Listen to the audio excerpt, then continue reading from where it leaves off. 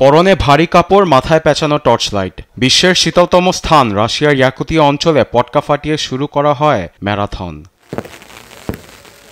সাধারণ ম্যারাথন থেকে একেবারেই ভিন্ন এ প্রতিযোগিতা। ওইমিয়াকোনস্কি জেলার হাড় কাঁপানো -50°C তাপমাত্রায় দৌড়ে নেমেছে স্থানীয় বাসিন্দারা।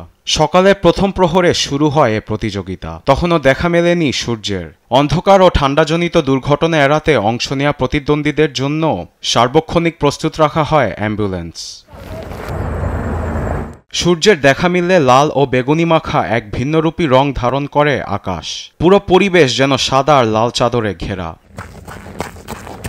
তবে শীতে কাবু হয়ে পড়ে প্রতিদ্বন্দ্বীরা। গরম কাপড়ের মধ্যে পড়েছে বরফের আস্তরণ। ঠান্ডার বেগ কমাতে বসানো হয় তাঁবু।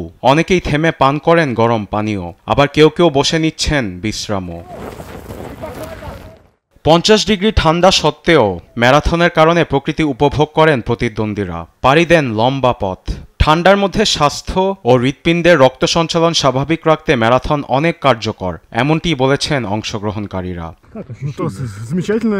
23 কিলোমিটার দৌড়ানোর পর আমার পুরো শরীর ব্যথা করছে, তারপর আমি দৌড়িয়ে যাচ্ছি। এই প্রতিযোগিতা আসলেই খুব চমৎকার। প্রকৃতি যে কতটা সুন্দর ও ভয়ঙ্কর হতে পারে তা এখানে এলে বোঝা যায়।